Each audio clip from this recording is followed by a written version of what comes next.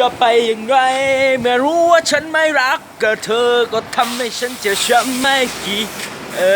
สวัสดีครับโซ่ฝนอากาศก็ดีนะบ่ฮู้ช้านี่คือไอ้สูบ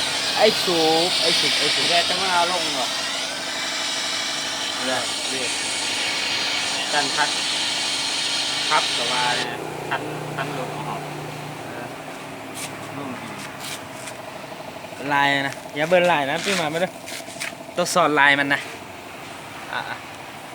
นี่แหงบอกโอ้ยลงจะได้ซื้อลายมันเนี่ยจะได้เนี่ย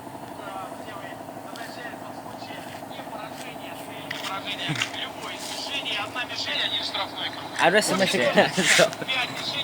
ลายนะลายได้กี่บาทลายล่มแรง